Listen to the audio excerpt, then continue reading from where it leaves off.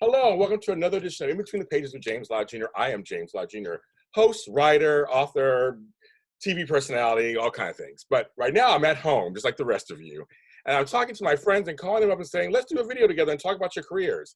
So that's what we're doing. We're going to talk about what's going on and what it's like to be a comedian today, what it's like to be a comedian before this, and what it might be like after this. Who knows?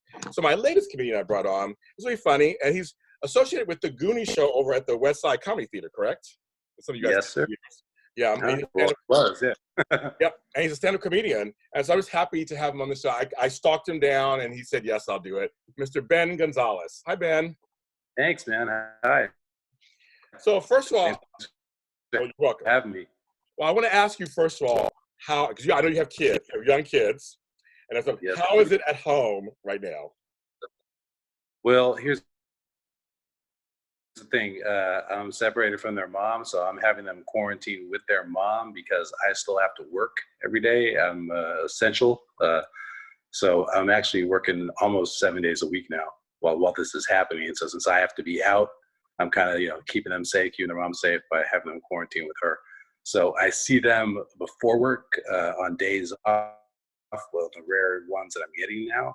But yeah, that part's been rough. That's been rough about all of this. Miss my kids a lot. I'm actually going to finally see them tomorrow. It's going to be great.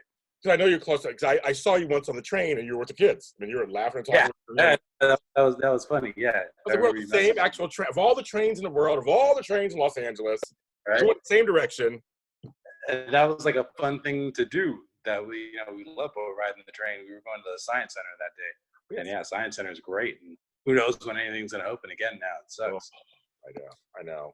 But I'm glad. What do you do what's your other job? What do you do? My day job, actually, I work for the LA County Department of Health Services, the EMS agency. My department is the department that oversees all the emergency rooms, paramedic units, rescue helicopters, fire departments. We take care of scuba divers, help find missing persons. We kind of do everything. Wow. Well, I bow to you because I'm able to stay home. I don't have to. I'm Hollywood. We're not essential. So I'm at home, but you have to be out there. So oh my God, please be careful.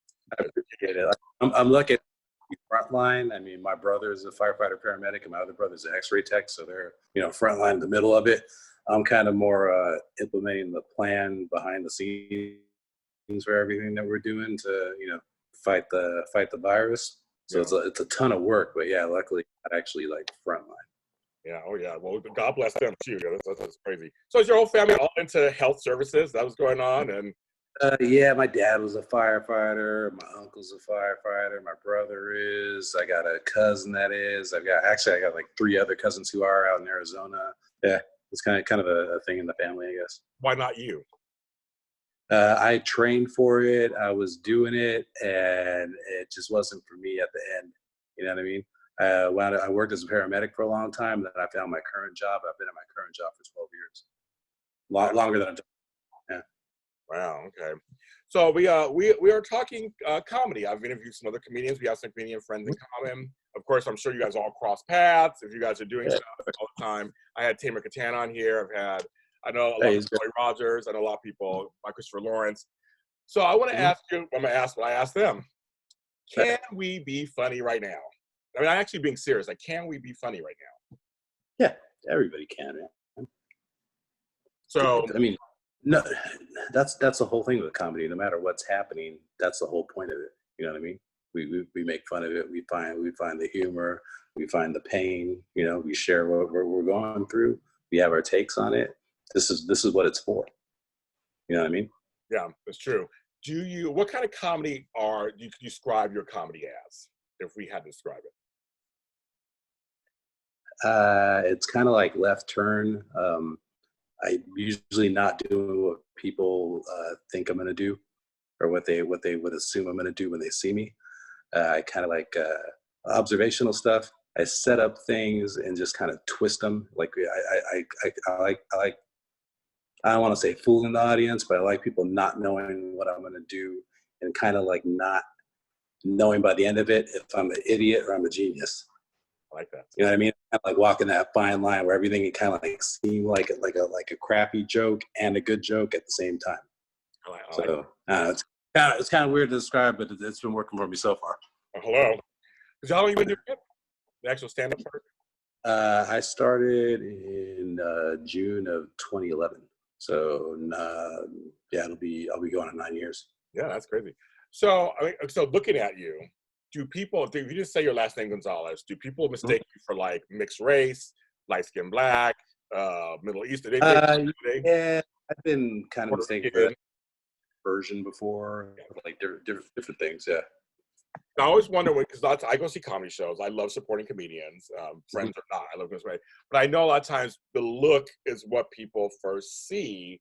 So you're right; they expect probably certain things. Their own because they're like, okay, he's probably going to do these kind of jokes or he's going to do these kind of jokes, and then for like yeah, and then it's funny too because like I host a Latino comedy show on HBO, so then people really will assume that, but then once they actually see my set, like I have like a Selena joke. I got like a few like Latino jokes. Like it's not like I don't do anything. I have my take on everything, but it's not like the basis of my act or like my persona or anything on stage by any means. I always feel like some of the best comedians, obviously, it's regardless of their race or sexual orientation, they just do great observational humor. Yeah. That everybody, what you are, and sometimes even if it is like a Latino joke, if it's well-rounded enough, a person can understand it, a black person can relate to it, and a white person, one of those kind of things. Exactly.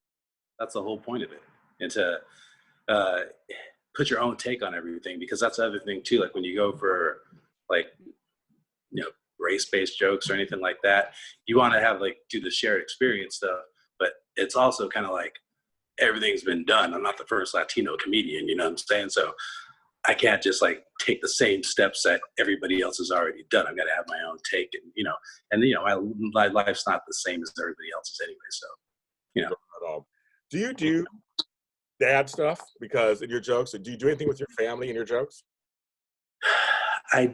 Not really. I have a couple of things, but not too much, and not anything too specific. You know what I mean? Like I don't specifically do like takes on my own family or kids too much. That's kind of something that I want to work on more. I don't do. I feel like I write a lot of jokes and I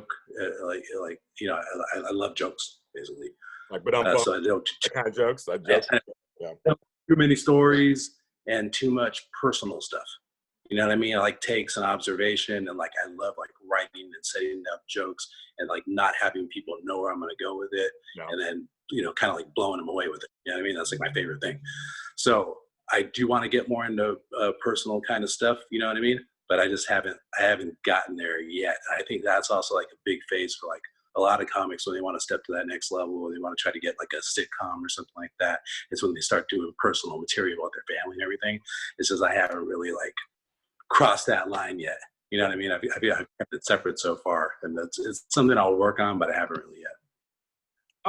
So it's kind of like today when I was on the train today, I noticed two people that you do those kind of jokes. Not got my two kids today did you're not Jim Gaffigan who talks about his family all the time. You don't do that kind of stuff. Yeah. Not too many things that are like personal, or if I'll set things up as personal, but they're not necessarily based on my own family. Like I'll do like grandfather jokes. They're not necessarily about my personal grandfather. It's just, shit that I think is funny to say about grandfathers. You know what I mean? But if you're a comedian, you set up everything as a personal thing, even if it's not necessarily personal, because the audience doesn't give a shit that much about what you think of other things. You know what I mean? You usually, everybody will just say, this is me, this is what happens to me, So what is your kind of writing? I mean, so you do a lot of stand-up, of course. You get on, you go around to all that. So do you write like at different time periods in your life, do you write a certain set and then modify it for a while, or does your set always evolve? Does it change depending on the venue? A lot of people will try to write every day. I don't actually write anything down. I don't want to sound like a fake Jay-Z or something, but like I don't write down jokes ever. If I have an idea for a bit, I write down like the name of the bit so I remember what it is, and then I just keep doing it on stage until I've kind of fleshed out how it's going to go and how I like it. If I decide I like it, I keep it. If I decide that it's not working, it's not that funny, I dump it. Sometimes something will get a lot of laughs, but I still don't think it's that funny. Like, it's getting laughs for a certain reason, but it's not something that I think is a really good joke. So I don't keep doing it.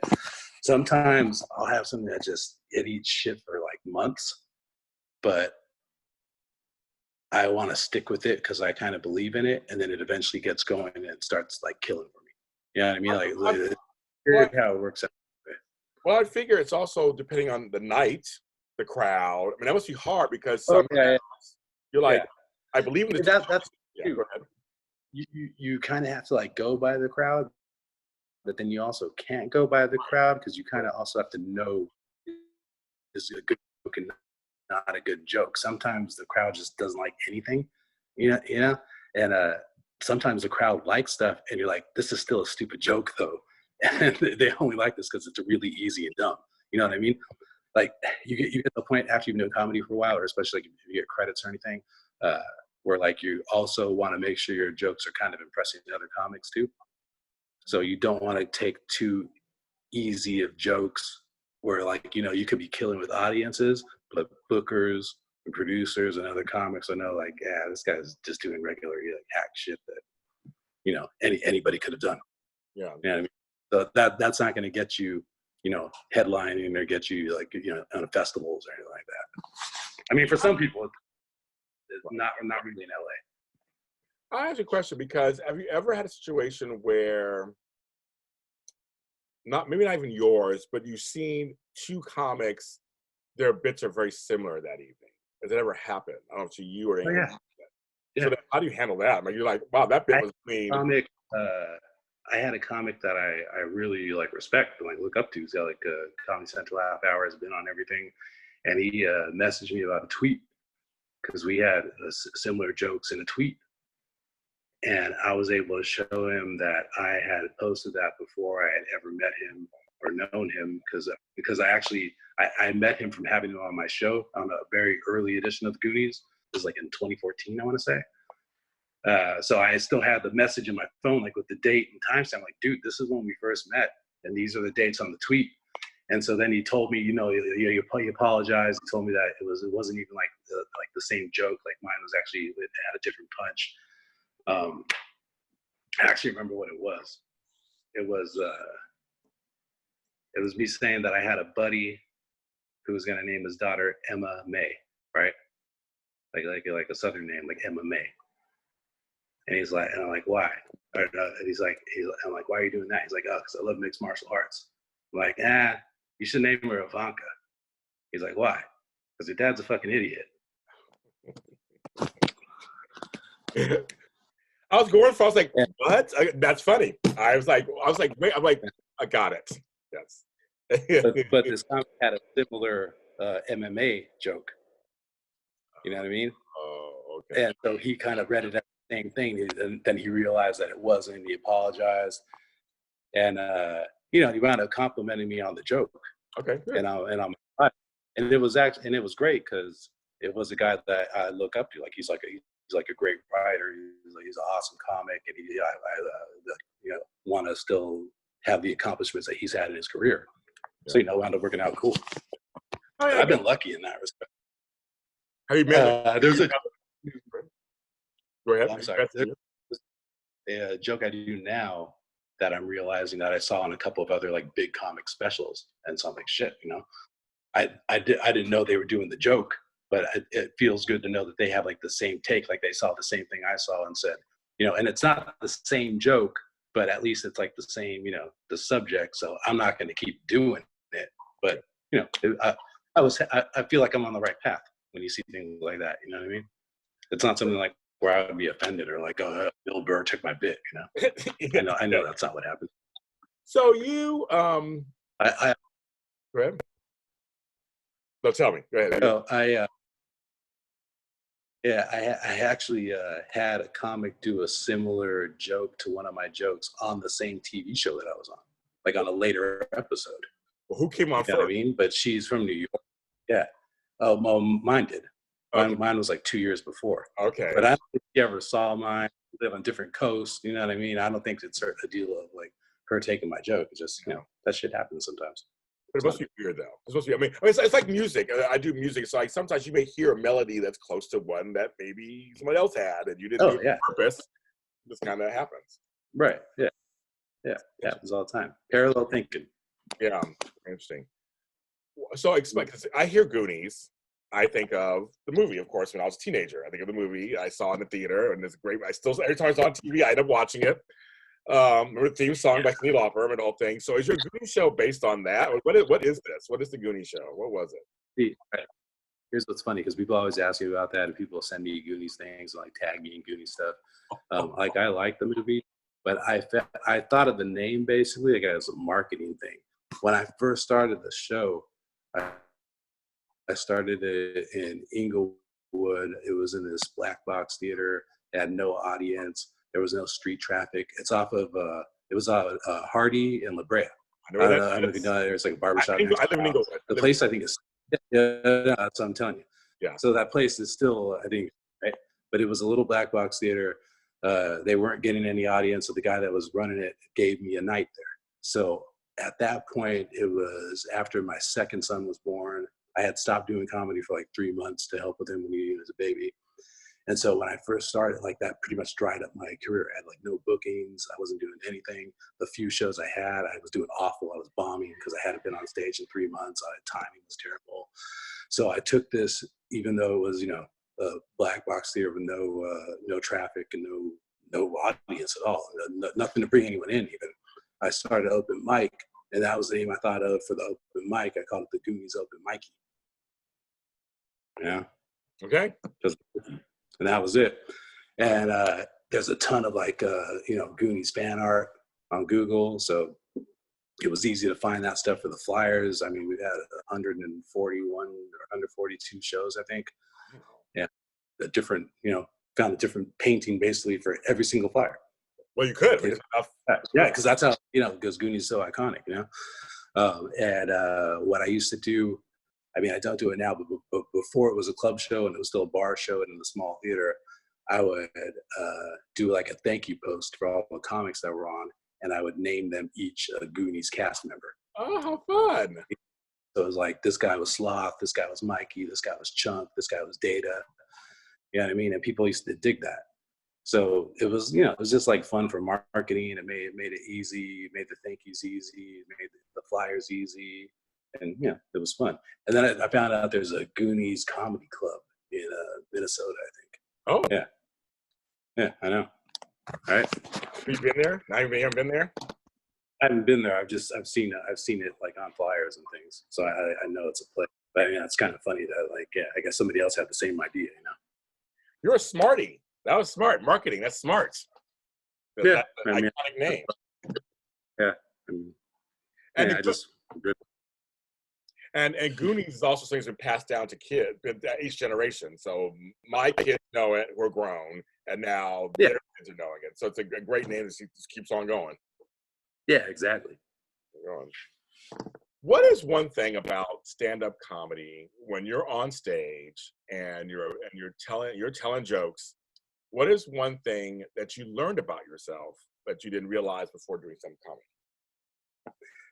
That I could withstand bombing and embarrassment, and I didn't think that I could. I wanted to be a comic since I was a kid, but I didn't start until I was 33 because I was scared of bombing. I was scared of going on stage and nobody laughing. It's a disaster. You're mortified. Because I'm like a shy person anyways. So I was scared shitless of doing that. And then after you bomb a few times, it doesn't matter. I mean, now, like, I'll still like bomb like at least like once a month.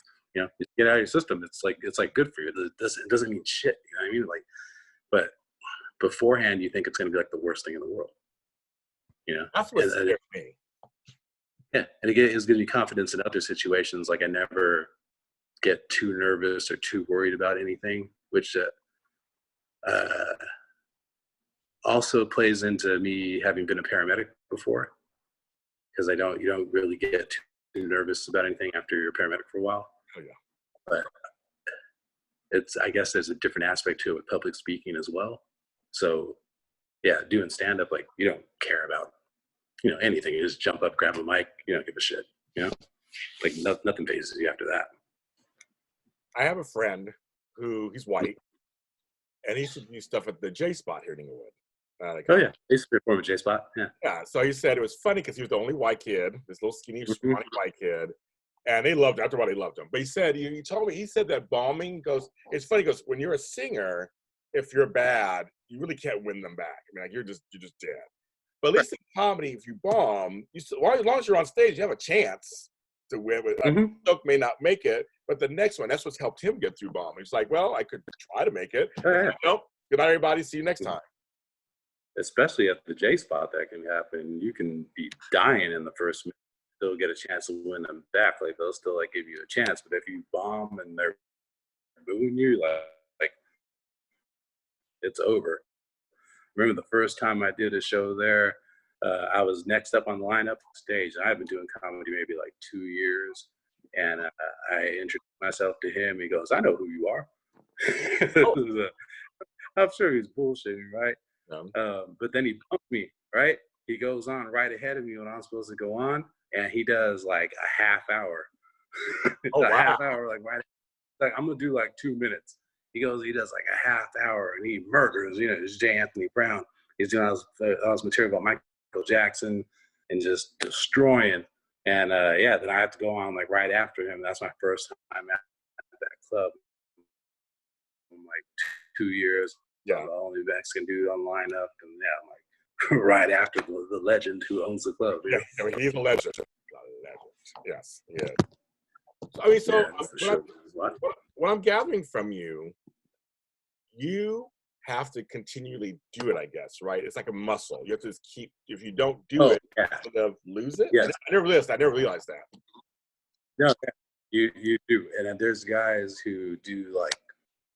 I remember a guy who's one of my favorite comics, Samuel Bate. He did 1,000 straight shows, 1,000 straight nights of comedy. Wow. Yeah. And he was doing multiple nights. And I remember I'd see him, like, he'd be working on jokes on a laptop while he was waiting to go up. He, like, all his stuff was organized. He's like one of the best, writers there is. When he's like, I tell him, man, like, I look up to him. But yeah, that's the drive that most people have, and like you kind of have to really make it. You got to really be able to dedicate yourself to it. Anyone who's made it has had thousands of shows under their belt by the time you see them for the first time on TV. You know what I mean? There's a lot of open mics around town, aren't there, for comedians? Yeah. Especially. Yes. Like hundreds, right? Tons. And I guess there's virtual open mics or something. Everybody's doing comedy's moving to Zoom. I haven't moved with it yet. Hey, I'm doing interviews through Zoom. I wish I had stock in Zoom. I'm like, why didn't I have stock in Zoom? I mean, I had no idea. Yeah, right? Actually my Zoom. It's pretty easy. Yeah, it is. That's just so funny, interesting. But I just noticed that there's a lot of, because I'm a spoken word artist, so there's not enough of those in LA, but comedy shows, you can go almost every night of the week, basically go somewhere and do some comedy somewhere in Los Angeles. Yeah, for sure. Definitely. Yeah. Spoken word scene is cool too. I did that when I was in high school. Okay. And actually my brother's kind of starting to get into it. But yeah, I did a show at Beyond Baroque in Venice. Yes. That was the first one. And actually now my brother's a firefighter at the fire station right there next to Beyond Baroque. Yeah, right. I know where that is. Yes, I know where that is. Yeah. It's so funny. Yeah, there's the Poetry Lounge. There's a couple places here in LA that are really big, but it's still the same when it comes to open mics for comedy. There's a million places that have that everywhere. A lot of places. It's really interesting. So when was the last time you did comedy? I mean, because now we've been quarantined for the last month or so, but like, when was the last time you did comedy?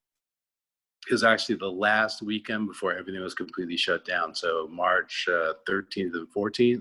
I had the last weekend co-headlining in Arizona. Wow. So I was in Scottsdale. Yeah, downtown Scottsdale, and they completely shut down the city, I think, the following Tuesday. So all clubs were closed. So I got the last weekend of money out of there. That was it, dude. There hasn't been anything since then. I had like 7 other shows because I had kind of slowed down on comedy because I was focusing more on work. On my day job over the last few months, and I had set up March to be like a comeback month kind of. And so I booked like all these like headlining gigs and weekends and stuff. I had like 4 in a row, you know, some good money lined up. And then, yeah, everything got completely canceled and like wiped out. And then my I got super busy. So I can't even like really jump into the new, you know, this whole virtual comedy scene that's popping up now. Yeah. It's strange. I'll tell you, I work in Hollywood. It just within 3 or 4 days, every studio I worked for shut down. I was just like, and we're done for now. That was it. Everything I had planned was just like done. Imagine, man. I was working as a set medic for a while also as a side gig, and there were some people that worked in my department for the county that left to become full-time set medics. So now I don't know what they're doing if there's no production. There isn't right now. We have nothing. Yeah. We don't know when. It's a good gig while you have it. You know what I mean? The set medic was like one of the best jobs on production, man. I loved it. You're a one-man department. You know what I mean? So you don't have anybody else. Yeah, you know what I mean? So I used to just hang out like in the video village. Just be with the directors and the actors, and just they didn't give a shit, you know? Yeah, that's the thing too, on set, you know, like that's another thing too that I saw that's been exposed by this coronavirus is how gross Hollywood sets are. And there was like an LA Times article about it, just full of germs. So that was the thing. When you're the set medic on a set, you're as good as gold because everybody wants emergency and airborne off of you. Yeah, I'm sure. Oh, exactly. You got any emergencies? You got airbornes because nobody wants to get sick. Oh, that's true. That's so true. I mean, a lot of things we find out are dirty. Like that's when we ride the trains. I never touch. I was always careful when I got on the trains. Period. Before Corona, I was always I always had hand sanitizer on me. I always had stuff. Anyway, so yeah. Now I don't do it. I'm even right. I'm not putting my kids on a train now. Yeah, I wouldn't. Right now, I'm not doing anything right now. But I do have. Nope, not doing it. Nope. Not worth it. Yes. Well, Ben, thank you so much for being on the show, and I hope that at some point, some semblance of live. I love live stuff. You'll be able to do live stand-up again. Hopefully, that'll. Yeah, hope so too, man. I appreciate you having me, though, James. This is fun. Tell folks where they can find you on social media or anything. Promote anything you want to promote if you have anything to promote. Yeah, thanks. I appreciate it. All my handles are the same. It's Ben #9 Humor. So Ben 9 Humor, benign humor, like a benign humor. I thought it was super clever when I came up with it. And also, I'm actually starting my own podcast. We're recording the first one this Saturday. Congratulations. My brother Danny Gonzalez is a working actor and a firefighter paramedic, so it's kind of an angle on that, where I'm a comedian and working paramedic. He's a working actor and firefighter paramedic, and we interview other people, actors, paramedics, firefighters, comedians, doctors, athletes, and they tell their 911 story. So anybody who has had an emergency, had to call 911, had 911 called on them, had to go to the hospital for something, whatever it is, we kind of break down how they remember it and tell them what happened, what was happening on the other end. That's you know cool. what I mean? So, yeah, so it's going to be a lot of fun. It's called Please Remain Calm, and we are going to start it on Saturday. Yeah, so hopefully we'll drop in about a month. Please Remain Calm. Make sure I write that down. That's a great title, actually. Thanks, man. Okay, it's a podcast. So I'll make sure I promote that, of course. I'll listen to it. I used to be a nurse, so I understand all that stuff. I know medical stuff. Oh, that's great. And where'd you work? I worked at Bay Harbor Hospital in Harbor City when I was there 30 years ago. Yeah. And then I went to Sacramento and I worked at Sutter Health Hospital.